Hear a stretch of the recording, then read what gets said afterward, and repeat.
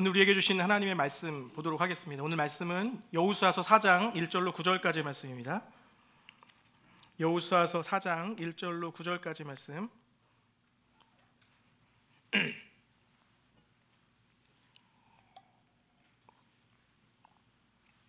예, 1절부터 한 절 한 절 교독하며 읽고 마지막 절 함께 읽도록 하겠습니다.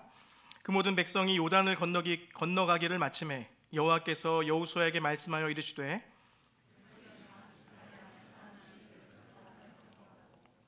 그들에게 명령하여 이르기를 요단 가운데 제사장들의 발이 굳게 선 그곳에서 돌 12를 택하여 그것을 가져다가 오늘 밤 너희가 유숙할 그곳에 두게 하라 하시니라.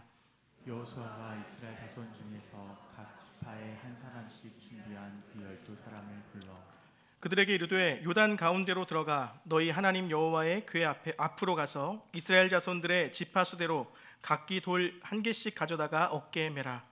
이것이 너희 중에 표징이 되리라. 이에 너희의 자손들이 물어 이르되 이 돌들은 무슨 뜻이냐 하거든. 그들에게 이르기를 요단 물이 여호와의 언약궤 앞에서 끊어졌나니 곧 언약궤가 요단을 건널 때에 요단 물이 끊어졌으므로 이 돌들이 이스라엘 자손에게 영원히 기념이 되리라 하라 하니라. 이스라엘 자손들이 여호수아가 명령한 대로 행하되 여호와께서 여호수아에게 이르신 대로 이스라엘 자손들의 지파의 수를 따라 요단 가운데에서 돌 12를 택하여 자기들이 유숙할 곳으로 가져다가 거기에 두었더라. 9절 함께 읽겠습니다. 여호수아가 또 요단 가운데 곧 언약궤를 맨 제사장들의 발이 선 곳에 돌 12를 세웠더니 오늘까지 거기에 있더라. 아멘. 예, 마더스데이인데요. 제가 설교를 준비하면서 알았는데 제가 그 어버이 주일 설교를 한 번도 안 해봤구나라는 걸 알게 됐습니다. 그래서 준비하다 보니까 생각보다 어렵더라고요. 생각해야 될 게 많아요. 부모님들도 생각해야 되고 자녀도 생각해야 되고 또 본문은 어디를 정해야 될 것이며 뭐 이런 고민들이 많아서 너무 힘들다 이런 생각을 했는데 담임 목사님께서 자리를 비운 이유가 힘들어서 자리를 비운 게 아닐까. 예. 이 어버이 주일 설교가 너무 힘들어서 혹시 이때로 맞춰서 가신 게 아닌가 이런 생각을 제가 잠깐 해보게 됐습니다. 뭐 절대 그럴 분은 아니시지만, 네. 뭐 그런 제가 하다가 좀 너무 한숨이 나와서 그런 생각을 잠깐 해봤습니다.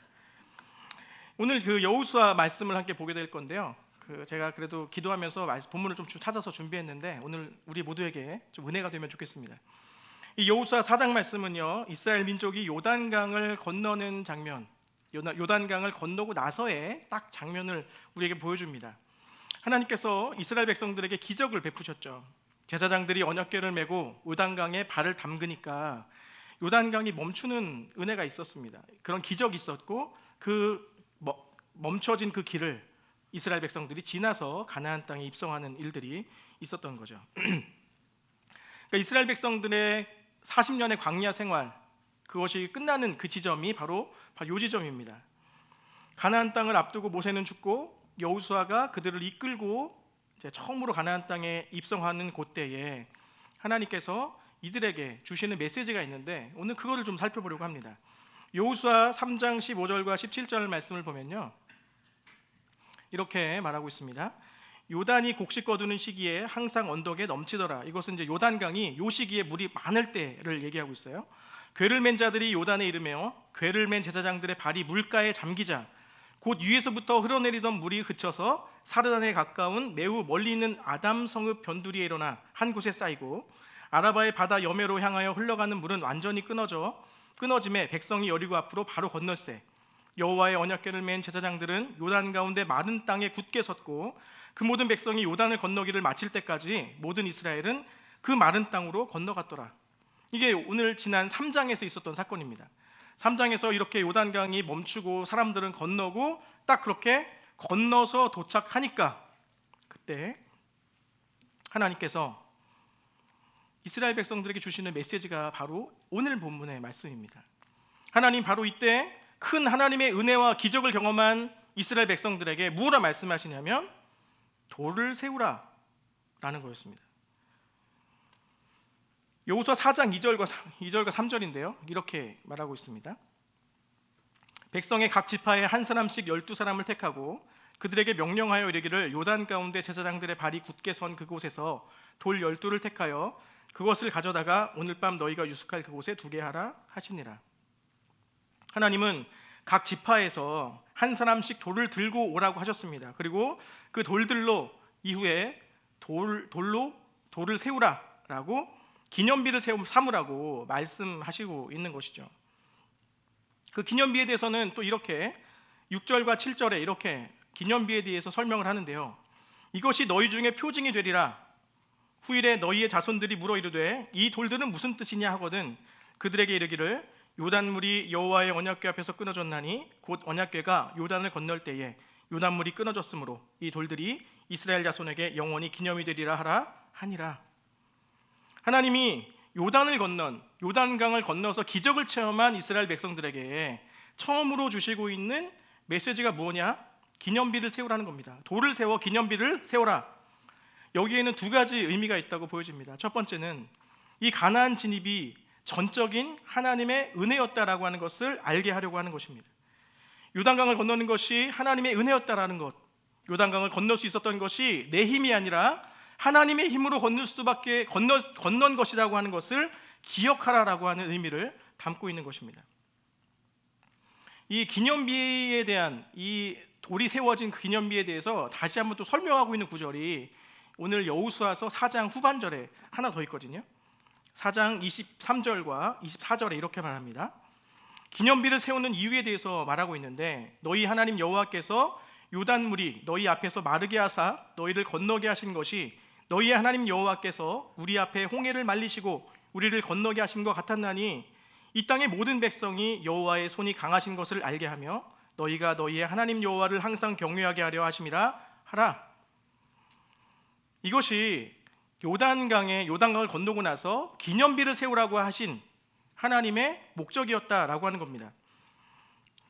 다시 한번 살펴보면 여기 이제 그 말씀 한번 다시 띄워주세요. 말씀을 보게 되면 여기에 주어가 너희의 하나님 여호와께서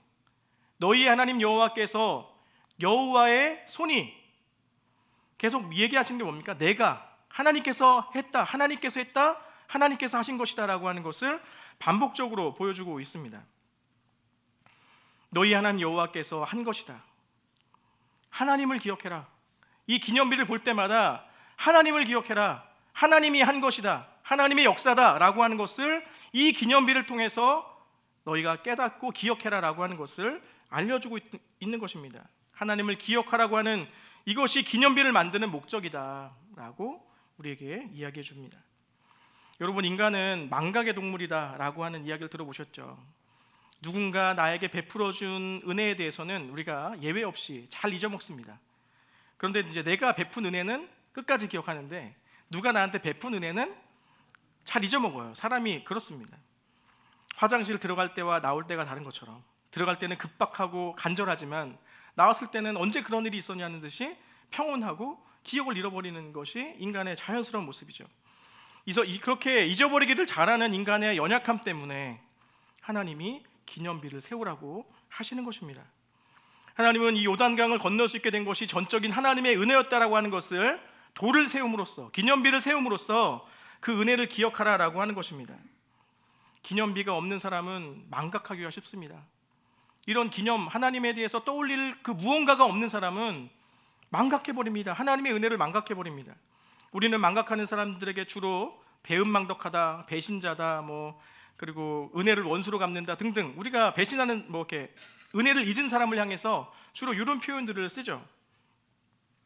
요단강을 건너고 난 이스라엘 백성들이 이렇게 말한다면 어떨까요? 요단강을 건넌 이스라엘 백성들이 요단강 건널 때 우리 정말 멋있었어. 요단강 건널 때 정말 우리 정말 대단하지 않았어? 그리고 그 중에 제사장 한 명이 내가 그 물에다가 발을 담그자마자 그냥 물이 그냥 확 갈라지면서 그냥 엄청난 기적이 그냥 쫙 펼쳐지더라고. 우리가 진짜 기도 열심히 했거든. 하나님이 응답을 안 할 수가 없어. 우리가 너무 열심히 기도했거든. 이렇게 이스라엘 백성들이 반응했다라면 이것은 점점 교만으로 흘러가는 모습을 보여줍니다. 이 주체가 하나님이어야 되는데 주체가 나이고 주체가 우리이면 이것은 점점 교만으로 흘러들어갑니다. 이러한 망각과 이러한 교만을 잠재우기 위해서 주님은 기념비를 세우라고 우리에게 말씀해 주시는 것이죠. 그리고 그 기념비가 마음에 새기고 있는 사람이어야 지금까지 지내온 것이 주님의 은혜입니다라고 고백할 수 있게 된다라는 거예요. 이런 기념비가 없으면, 하나님에 대한 인지가 없으면 지금까지 내가 살게 된 거, 지금까지의 나의 삶의 모든 것은 그냥 내가 한 거지, 재수가 좋았지 라고 평가할 수 있게 되는 것입니다. 기념비를 세우는 첫 번째의 이유가 하나님을 기억하라 라고 하는 것이었습니다. 그렇다면 두 번째 이유는 후손들을 교육하기 위함에 있습니다. 우리 6절과 7절 말씀을 한 번 더 읽어보겠습니다. 6절 7절 이렇게 말합니다. 이것이 너희 중에 표징이 되리라. 후일에 너희의 자손들이 물어 이르되 이 돌들은 무슨 뜻이냐 하거든 그들에게 이르기를 요단물이 여호와의 언약궤 앞에서 끊어졌나니 곧 언약궤가 요단을 건널 때에 요단물이 끊어졌으므로 이 돌들이 이스라엘 자손에게 영원히 기념이 되리라 하라 하니라. 이 돌들이 이스라엘 자손에게 영원히 기념이 되리라. 영원히 기념이 되리라.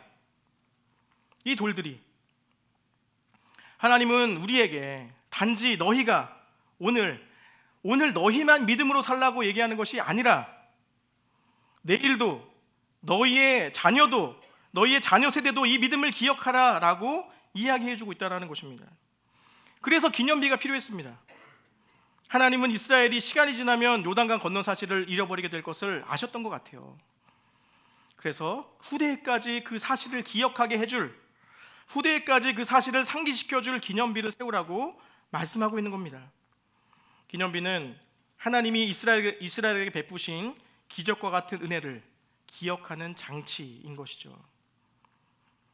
그리고 후대에도 하나님의 역사를 알려주는, 동일하게 하나님을 의지하며 살라라고 하는 가르침을 주고 있는 바로 그런 장치가 기념비가 되는 것입니다. 당시에는 돌로 세워진 기념비였지만 지금 이 시대의 기념비는 무엇이어야 하겠습니까? 이 시대에는 우리가 무엇을 보고 하나님을 떠올릴 수 있겠습니까? 이 시대 가운데 높이 들리어져서 바라볼 때마다 하나님이 떠올라지고 바라볼 때마다 교훈이 되는 그 기념비는 과연 무엇이겠습니까? 저는 1차적으로 그 기념비가 부모가 되어야 한다고 생각합니다.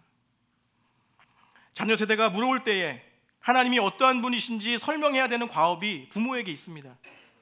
오늘날에도 하나님은 돌로 된 기념비보다 살아 움직이며 하나님을 증거하는 부모를 세우기를 원하십니다. 모든 자녀들을 키워본 부모님들은 알겠지만 자녀들은 성경을 읽기보다 성경보다 부모의 삶을 먼저 읽습니다.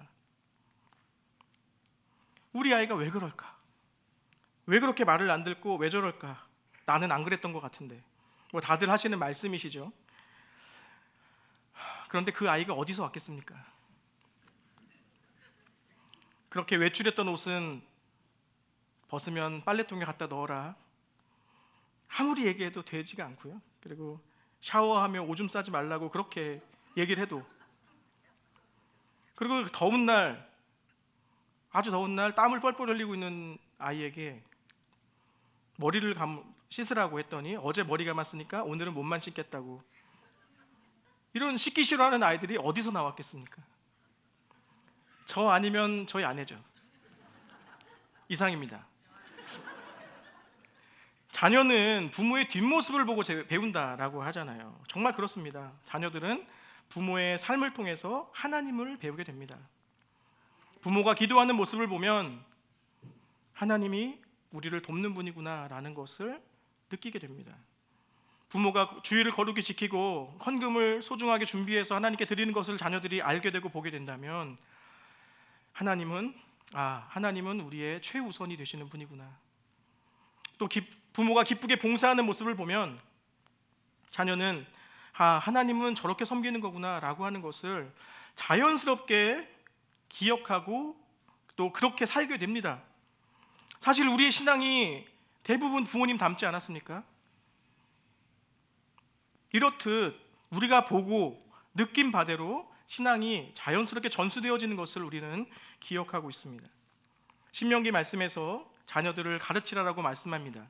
6절과 7절인데요. 오늘 내가 네게 명하는 이 말씀을 너는 마음에 새기고 내 자녀에게 부지런히 가르치며 집에 앉았을 때든지 길을 갈 때든지 누워 있을 때든지 일어날 때든지 이 말씀을 강론할 것이며 이렇게 계속적으로 말씀을 가르치라라고 얘기하고 있습니다. 그런데 이 가르침은 말로만 되는 게 아니에요. 우리가 말한다고 되는 것이 아닙니다. 부모의 삶의 태도, 부모의 삶의 우선순위, 우리의 믿음의 반응이 아이들에게 흘러가는 것이고 그 모습들이 기념비가 되는 것입니다. 말로만이 되는 것이 아니죠. 그리고 여호수아는 또 말씀합니다. 언젠가 자녀들이 너희에게 이 돌들이 무엇이냐라고 물어볼 것이다라는 거예요. 이 돌들이 뭡니까? 라고 자녀들이 물어볼 때 그때 하나님에 대해 알려주어라 라고 이야기해 줍니다. 여호수아 4장 21절과 22절인데요.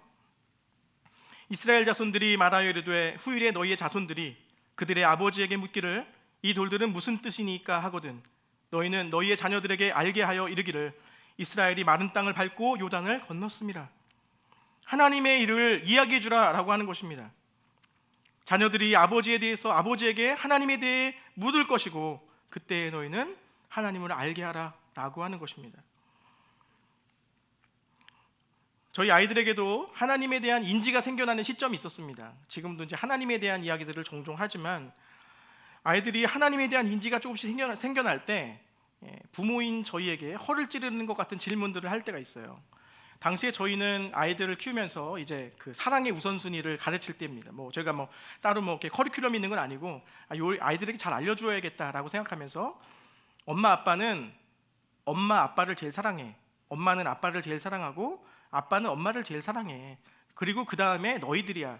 그러니까 이제 어떤 가정의 우선순위를 좀 아이들에게 알려주고 싶어서 그런 이야기를 할 때였습니다.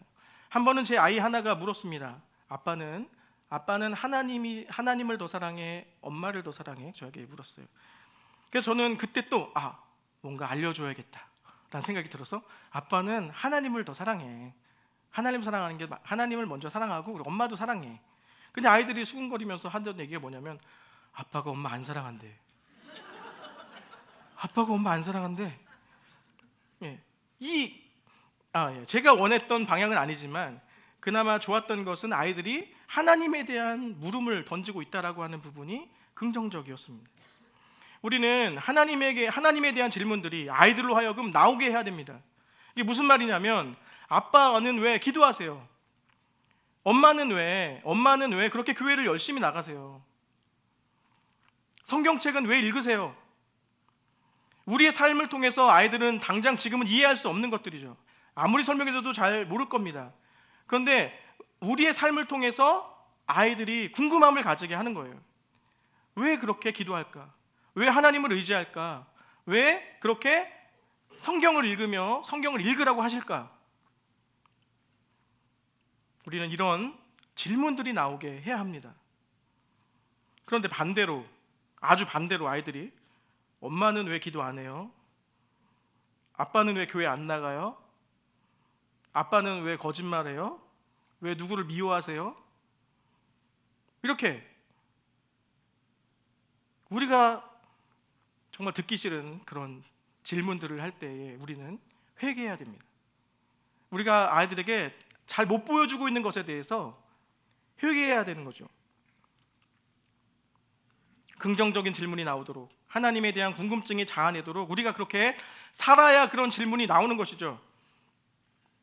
우리는 자녀에게 무엇을 남기고 있습니까? 여러분, 재산보다 중요한 것 믿음 아닙니까? 성공보다 더 귀한 것 신앙의 발자취 아닙니까? 우리 자녀에게 후일에 우리 자녀들이 우리에 대해서 이렇게 얘기해야 됩니다. 우리 아빠 엄마를 보면 하나님이 기억됩니다. 우리 가정에는 하나님의 은혜가 있었습니다. 나는 부모님을 통해 하나님을 배웠습니다. 얼마나 영광스러운 면류가 아니겠습니까? 이 땅에 우리에게 자녀를 허락하고 또 그 자녀에게 믿음을 전수하는 그 일이 얼마나 우리에게 영광이 되는 일이겠습니까? 제 기억 속에 남아있는 저희 가족 중에 좋은 기억이 별로 없는데 그래도 몇 가지 중에 하나가 있습니다. 제가 이제 밤에 저희 집은 그때 한 방에서 온 가족이 자는 그런 생활을 했었는데 잠들었다가 새벽에 잠깐 깬 적이 있었습니다. 그때 아버지가 이렇게 누나들 머리맡에서 앉아서 이렇게 머리에 안수하며 기도하고 있었던 모습을 저는 생각이 들어요. 스치듯이 남은 기억인데 그때는 잘 몰랐지만 지금 생각해 보면 우리를 위해 기도해 주셨구나, 우리를 사랑하셨구나라고 하는 것을 떠올리게 되는 아주 스쳐 지나가는 한 장면입니다. 이렇듯 우리에게 부모는 그런 믿음의 모습들을 보여주어야 합니다. 그것이 우리의 믿음의 기반이 되기 때문에 그렇습니다. 우리에게는 이런 기념비와 같은 부모가 필요합니다. 우리 자녀들에게 아무리 요단강 물이 불어나고 아무리 건너기 힘든 어려운 일을 만난다 하더라도 하나님이 너와 함께 하신다, 하나님이 함께 하시면 결국에는 축복을 누리게 될 것이다 라고 하는 그런 삶의 모습을 보여주는 기념비 같은 부모가 필요합니다. 한 가지 더 바람이 있다면 이 부모로서 한 가정이 기념비적인 공동체로 세워지는 것이 너무나 중요하지만 또 하나의 바람은 이 기념비적인 가정만이 아니라 공동체가 세워지기를 저는 바랍니다. 이러한 기념비적인 공동체가 세워지면 이런 가정들이 서로 연결되어서 함께 힘을 주고받을 수 있기 때문에 그렇습니다. 한 가정의 부모로서 기념비적인 삶을 사는 것도 어려운 일이지만 기념비적인 공동체를 세워가는 것도 우리가 포기해서는 안 되는 아주 중요한 일임을 여러분 기억해야 됩니다. 한 가정의 부모가 그런 기념비적인 삶을 살고자 할 때 그 삶을 지지해주고 지금의 세대를 헤쳐나가는 공동체, 함께 지금의 세대를 헤쳐나가는 공동체가 함께 있어준다면 우리는 믿음의 씨름을 넉넉하게 쌓아나갈 수 있는 것이죠. 하나님을 보여주는 부모들이 모이고 그런 가정들이 세워지고 그런 가정들이 모여서 공동체가 되는 겁니다. 그리고 그 공동체는 서로 선한 영향력을 주고받으며 하나님 앞에 세워져가는 은혜가 있게 되는 것입니다. 우리 공동체 안에 우리의 교회의 일원이 믿음의 씨름을 하고 있다고 생각해 보십시오. 세상이 제시하는 편한 방식이 아니라 어렵고 복잡한 일, 마음 아픈 일임에도 불구하고 그 일을 옳다 여겨서 그 길을 가는 사람이 있다면 그 사람은 다른 사람에게도 선한 영향력을 흘려보냅니다. 믿음의 씨름을 하고 정직하게 살고 성실하게 살고 이런 삶의 모습이 이 공동체에 우리 안에서 하나하나 드러나게 된다면 우리는 그런 분들을 보면서 하나님 살아계시구나, 그런 분들을 보면서 하나님께서 역사하시는구나를 함께 체험하며 그 길을 함께 걸어갈 수 있게 되는 것입니다. 이 시대는, 우리가 살고 있는 이 시대는 어느 때보다도 손해보는 것에 민감한 시대인 것 같습니다. 내 시간, 내 물질, 내 영향력 등 이런 것들이 손해보는 것에 민감한 시대입니다. 이러한 현상은 자연스럽게 봉사와 헌신을 기반으로 하는 공동체의 성격과 상반되는 것입니다. 교회 봉사는 그냥 시간 많은 사람들이 하는 거지, 교회 봉사는 할 일 없는 사람들이 교회에 와서 하는 거지라고 하는 생각을 가지게 되는 것이죠. 세상 방식의 똑똑이로 살다 보면, 세상 방식을 가진 똑똑이로 신앙생활을 하다 보면 하나님이 보여주는 기념비로서의 사명을 감당하지 못하게 됩니다. 여러분 한번 생각해 보십시오. 여러분들의 신앙 여정 속에 기념비와 같았던 사람들이 있었습니까? 여러분들의 신앙이 잡혀가는 데 있어서 저분이 계시니까 참 의지가 된다, 저런 분이 예수님을 보여주는구나, 참 예수님 같은 분이다라고 여겨졌던 분들 혹시 없으십니까? 여러분들의 신앙 속에 기념비처럼 하나님을 떠올리게 하는 분들 어떤 분들이었습니까? 또 그런 분들의 특징이 뭡니까? 자기 거 잘 챙기고 입속에 빠르고 그런 분들입니까? 세상이 이해할 수 없는 사랑을 베풀고 기다려주는 분이고 헌신하는 바보 같은 분들 아닙니까? 그런 분들 때문에 공동체가 유지되어 왔고, 그런 분들 때문에 신앙이 전수되어 왔고, 그런 분들 때문에 우리도 사실은 영향을 받아서 믿음 생활을 하고 있는 것인데, 이제 우리가 기념비 같은 역할을 해야 되는 그 시기가 이제 도래했다라는 것입니다. 묵묵하게 혼자라도 책임지며 수고로움을 감당하셨던 분들, 그런 분들이 교회에 계셨기 때문에 교회가 계속해서 후대까지 믿음을 전수하며 오고 있는 것이죠. 하나님은 우리에게 세상의 조류에 물들어 타협하며 그렇게 살아가는 다수의 그리스도인들로 힘없고 초라하게 살라고 우리를 부르신 것이 아닙니다. 기념비와 같이 하나님을 나타내는 소수의 헌신된 그리스도인으로 우리를 부르셨습니다. 물질을 서로 나누고 격려하고 위로하고 이 공동체의 사람들끼리 서로 섬기고 희생하는 분위기를 만들고 기도와 말씀이 오늘 같은 시대에도 가장 중요한 가치가 된다라고 하는 것을 보여주는 그런 공동체로 우리를 부르시고 있다라고 하는 것입니다.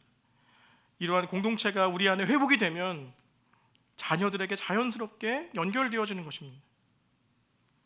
우리는 이런 기념비와 같은 하나님을 기억하게 하고 하나님을 떠올리게 하는 기념비와 같은 부모가 되어야 하고 그런 부모들이 모여 공동체가 되어야 합니다. 그리고 선한 일들을 서로 주고받으며 함께 일으켜 세우는 일들 가운데 우리가 쓰임받아야 하는 것입니다. 자녀들에게 기념비가 되어지는 것, 그것은 개인의 능력으로는 역부족입니다. 공동체가 함께 기념비가 되어야 하는 것이죠. 저 장로님처럼, 저 집사님처럼, 저 권사님처럼 우리에게 기념비와 같은 분들이 세워지게 되면 우리는 그분들을 따라가기만 하면 됩니다. 우리는 그분들의 믿음을 따라 걷기만 하면 됩니다. 그렇게 수월해지는 거예요. 그렇게 하나님을 위해 살아가는 삶이 저런 분들의 삶이구나, 저런 분들의 삶이 하나님 기뻐하시는 삶이구나라고 하는 것을 배우며 그 길을 걸어가면 되는 것입니다. 세상 방식대로 생각하고 현실의 벽 앞에서 늘 타협하고 적당히 헌신하는 모습을 보여주는 것으로는 공동체가 기념비의 역할을 할 수가 없습니다. 우리는 우리 앞에 놓여진 현실을 어떻게 믿음으로 뚫어낼 것인가, 어떻게 믿음으로 살아낼 것인가를 자녀들에게 보여줘야 합니다. 하나님의 능력으로 현실을 살아간다고 하는 것은 어떤 것인지 보여주어야 합니다. 그것이 부모들의 책임입니다. 어떤 어려움에도 굴하지 않고 하나님 앞에서 치열하게 살아가려고 하는 기념비와 같은 사람들이 되어줘야 합니다. 사랑하는 여러분, 아름다운 영적인 유산을 우리 자녀들에게 물려주는 나성북부 공동체가 되면 좋겠습니다. 기도하는 공동체, 헌신하는 공동체, 진리의 말씀을 붙잡고 시대를 뒤쫓지 않고 그리고 하나님의 거룩함을 따라 살아가는 공동체, 이것을 우리 자녀들에게 물려주는 우리가 되면 좋겠습니다. 그래서 이곳에 있는 함께 있는 모든 분들이 나성북부교회의 기념비가 되면 좋겠습니다. 하나님이 하신 일을 기억하게 하는 기념비, 세상의 풍조를 거스르며 지금의 시대에도 성경적 가치로 삶을 살아내는 기념비, 그런 기념비가 여러분과 저의 삶이 되기를 예수님의 이름으로 축원합니다. 살아서 역사하시는 하나님, 오늘도 우리에게 말씀 허락하여 주신 것 감사합니다. 우리가 기념비와 같은 삶을 살고자 하는데 하나님, 우리에게 능력이 없음을 고백합니다. 우리의 삶이 자녀들에게 하나님을 기억하게 하고 자녀들로 하여금 지금도 하나님이 우리를 돕고 인도하고 계시구나 라고 하는 것을 보여주는 기념비로서의 삶을 살고자 하는데 능력이 부족합니다. 하나님, 우리와 함께 하시고 능력을 베푸시고 우리와 늘 동행하여 주셔서 우리가 언제 어디서건 믿음의 삶을 살아갈 수 있도록 은혜 베풀어 주시옵소서. 가정에서만이 아니라 우리의 삶의 일터에서 우리가 만나는 모든 사람과 그곳 가운데에 믿음의 삶을 살아갈 수 있도록 도와주시고 그러한 삶의 흔적이 우리 가정에게 흘러갈 수 있도록, 또 우리 공동체에 흘러가게 하여서 우리 공동체 또한 기념비와 같은 공동체로 세움받아서 그런 믿음의 씨름을 지지하고 믿음의 삶을 살아가는 자들을 격려하고 위로하는 그런 사명을 감당하는 공동체가 될 수 있도록 은혜 허락하여 주시옵소서. 암울하고 점점 신앙이 전수되지 않는 이 시대를 살아갈 때에 우리가 더욱더 각성하게 도와주시고 믿음의 삶을 향한 결단과 각오와 그런 하나님을 향한 부르심에 더욱더 우리가 충실하게 나아갈 수 있는 믿음으로 무장되도록 우리와 우리 교회를 붙잡아 주시옵소서. 감사드리며 예수님의 이름으로 기도드립니다. 아멘.